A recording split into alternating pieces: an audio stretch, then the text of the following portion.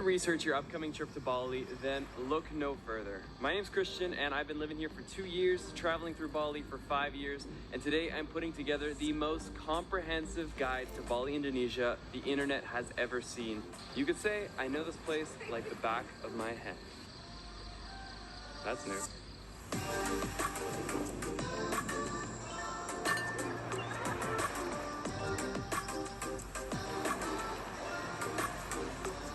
Bali. Very good. Now, just about everyone coming to Bali is flying internationally, so you're probably feeling a little bit jet lagged. So the key is going to be to take the first day or two pretty easy. I recommend spending the first night or two in either Seminyak or Canggu, but Canggu's definitely my personal favorite. And it's also the place that I personally live. To get to Canggu or Seminyak is going to cost you about 14 bucks. But if you want to see how you can do it even cheaper, check out my video link down below. Whichever area you picked, there's so many options for food, and all of that will be covered in my in-depth guide. But if your flight is early enough, I recommend spending the first night catching a beautiful Bali sunset. Grab yourself dinner and get to bed early because tomorrow is going to be a full day. A lot of hotels will come with a complimentary breakfast, but in my opinion, breakfast is one of the things that Bali does best. Take your pick of the countless restaurants and get yourself an avo and toast, a eggs benny, or whatever you're feeling. You're likely not going to be feeling fully energized after what was a long flight, so day 2 is also going to be about chilling and hanging out by the surf. If this is your first time ever surfing or you consider yourself a beginner, Brawa Beach is a really good place to learn. But if you're more towards the advanced level, you'll want to head towards Echo Beach. Grab lunch, hang out by the pool, and for sunset, I'll give you a couple options. Either hit up Tanalot, which is this beautiful oceanfront temple, but for sunset, there's always crowds. Or if you're like me and rather take it easy, you can check out one of my favorite beach bars. This right here is La Brisa. Canggu and Seminyak are known for their nightlife, and together they have something going on every night of the week. If you're in Canggu, then check out Old Man's, The Lawn, and if you're in Seminyak, a really cool spot for a late night is La Favela. This is just scratching the surface of the nightlife scene, but if you want to learn all that there is to know, you'll definitely want to check out my full guide, linked down below. It shares everything that I know about Bali. For day number 3, grab your breakfast and get started bright and early so that you can avoid the crazy traffic. And let's head down to Uluwatu. Uluwatu is without a doubt the beach capital of mainland Bali. Blue water, incredible surf, and jagged cliff sides. And it's one of the top choices for real surfers who are coming to Bali. Take your pick of the incredible beaches and just hang out for the day. Even if you're not a surfer, this is definitely a worthy stop. But if you're not the type to just sit by the beach all day, this is a great plan B, and that is heading to a day club. My favorite day club on the island is without a doubt Omnia. It's basically a massive Vegas-style beach club sitting up on top of a cliff. I think the video speaks for itself. It's beautiful. For sunset, you can either stay at the day club or my personal favorite, Koreng Boma. This beautiful cliffside is a sudden drop going down to the ocean. It's not just a beautiful photo, it's an incredible place to watch the sunset beneath the horizon. If you're looking for a crazy night out, one of the biggest parties in Bali happens every Sunday at Singlefin. Hundreds of people come down to this bar located on the side of a cliff.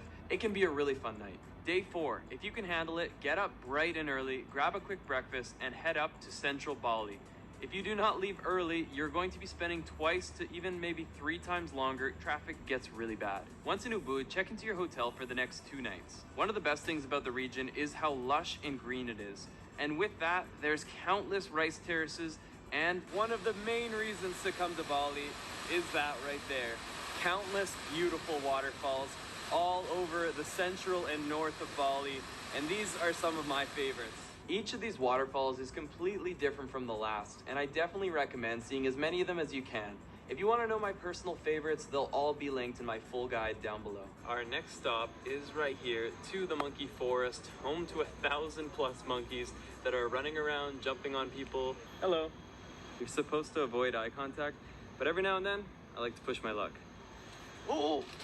After chasing waterfalls, hanging with monkeys, you're probably feeling a little bit tired, so head back to your hotel room, get all cleaned off, take a little bit of a break, and just before sunset, head to Kampuhan Ridge, where you have this beautiful walkway, and it's one of the best viewpoints for the sunset in Ubud. Set your alarms. Tomorrow morning, we're getting up way too early. Day 5, we gotta get up before the sun does. Make your way to Tagalalang rice fields, one of the most beautiful places to catch the start of the day, and if you don't start your day here, this entire rice terrace will be covered by other travelers, lining up for swing sets, taking photos, and the magic of the region is completely lost. So far, we haven't had much Balinese culture on this itinerary, but a really great spot that's close to the rice fields is Tirta Empul. Bali is primarily a Hindu island, and this is one of the places that the Balinese come to purify themselves And one of the beautiful things is they're more than willing to share their culture and their religion with you. Come and experience a water purification for yourself. Naturally, some of you will decide to grab breakfast, but if you can hold off your hunger, this is one of Instagram's favorite spots. Tukad Sepung, which is a waterfall where at a certain time of the morning, the light rays start to come through and you get this beautiful lighting that makes for an incredible photo or video. By no means a hidden gem like the many spots I have in my travel guide, but it's definitely a worthwhile place to visit. Just try to get there early, otherwise the crowds do form. By now, it's probably only mid-morning, but you feel like it's been almost a full day because of that early start. So head back to your hotel, maybe take a nap, definitely hang out by the pool, and get ready because we're gonna need to be taking about a 2-hour drive to get to a place by the name of Jatiluwi. And this is actually a UNESCO heritage site. It's a place where you can see Balinese people still working the rice fields as they have for countless years, and it's an absolutely incredible place that will be catching sunset. Finish up with a dinner in Ubud and call it a day. So how do you get around Bali? There's 3 main ways you can do it. You can rent a scooter for like $4 to $5 a day. You can hire a driver. That's probably gonna be about 35 to 40 US dollars for the entire day. And you can also hire a tour guide. Big difference between a driver and a tour guide is a tour guide actually gets out of their car, shows you around, and helps you experience the places you visit. If you want to know the best tour guide in all of Bali, it's without a doubt Pancha with Bali Customized Tours, and I will have his WhatsApp link down below. The top of the tree, my Day number 6, we're gonna head up north to go to Ulan Danu. Ulan Danu is this beautiful waterfront temple where if you get up nice and early, you can catch a beautiful sunrise, something we did not get to witness due to cloud cover, but it was still incredible. The next stop is just for a quick photo at the Handara Gate. In reality, this is the entrance to a golf course, so there's nothing culturally significant about it, but it definitely has a way of getting some likes. If you don't get here early, there will be a line. After our quick stop, let's carry on all the way to Sukum Waterfall. Because it's a massive set of waterfalls, you kind of need to have a guide. You can hire a local guide and they'll give you a pretty good experience. But if you want to experience the Lost Tour, Pancha actually has a relationship with the locals in this community and they were able to take me to some of the most incredible spots in Sukum. From this incredible rock slide, a place to do a bit of cliff jumping, and a perspective of the waterfall that I had never seen before. This is by far my favorite day trip in Bali. We could head back to Ubud, but I want to share with you one of my favorite regions of all of Bali that most people never get to see. So we're going to end our day in a region by the name of Sidaman, located in the eastern region of Bali. Sidaman is incredibly laid back. You still see the local culture preserved, people working the rice fields, locals wearing the traditional clothing. It's a must experience, especially if you're traveling as a couple. A few really awesome activities that you can do on day 7 are going to be visiting Samsara Living if you want to get a fully Balinese cultural experience. Hit up the river rafting, which is actually so fun and one of the best ways to view the beauty of Bali. And one of my personal favorites, making some jewelry with Agung at Agung Silver. I still to this day wear my ring every single day. It's such a cool experience to be able to craft your own silver jewelry and take home the memory of Bali with you. End your day with a relaxed and laid back sunset by the pool, wherever you're staying, probably overlooking a rice terrace. This good. Yeah, Balinese. Balinese. Oh man, yeah. The name's Ketut, Lost Ketut.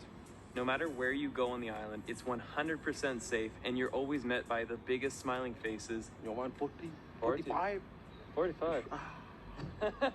It is day 8 and it's been a full week of fast-paced travel. Trust me, you might not think this right now, but you're gonna want to take a day off. You're gonna want to relax, and that is why I've chosen to put you in Sidaman. Choose your hotel well and you'll have somewhere you can comfortably hang out all day. Whether you have a private pool, a communal pool, just make sure you have a view of that beautiful rice terrace. Day number 9.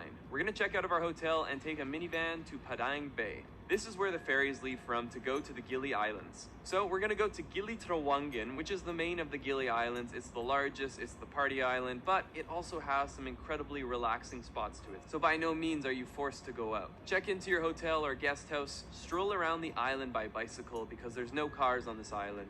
Only horses and bikes, and then from there go and do some snorkeling. The entire island is surrounded by beautiful, perfect blue water, and on most days the visibility is incredible. For sunset, you'll see many of these beachfront bars serving drinks, but I really love hanging out by this swing set. makes for a good photo, some video, and it has some half-decent drinks being sold nearby. Have your dinner at the Gili local market, and lastly, it wouldn't be a full visit to Gili Tea without a proper night out, so go and enjoy some live music and probably a very late night. Day 10 is going to be an island hopping day.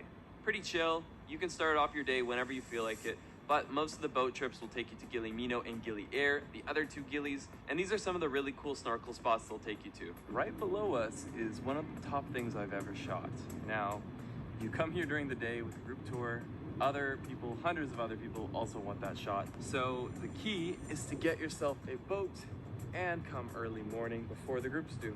Day 11, check out of your hotel, take a fast boat to Nusa Penida, check into your hotel, and rent a bike for the next couple of days. Take your bike around the island and go and explore. There's so many things to see, from Dream Beach, Sandy Bay, Mushroom Bay, and you have to catch sunset at Devil's Tier. On day 12, if you haven't already, you can head over across the Yellow Bridge to Nusa Penida, which is basically the twin island. From there, you've got the Blue Lagoon cliff jump, you've got a sunset at Mahana Point, and so many other cool things to do.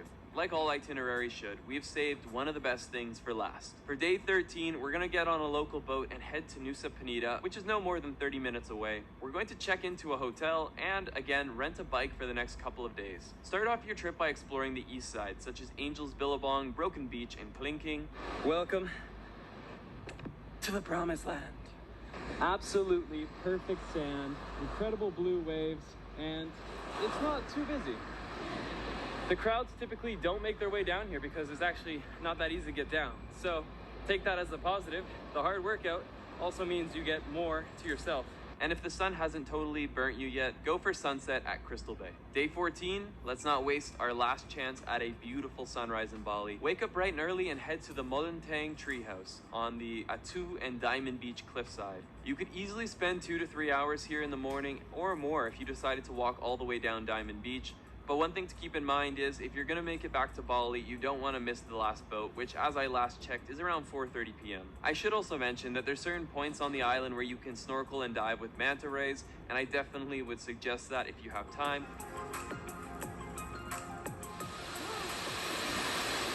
That is my morning wake-up call. Guys, that is how you travel Bali. If you want to see my in-depth travel guide, all my favorite restaurants, the best places to go out, the best viewpoints, and so much more about Bali, then check out the link down below. There's actually a free preview to get you started on your upcoming trip. And guys, if you enjoyed today's video, please hit that like button. It means a world to me. It makes a huge difference. And let's get lost again in the next one.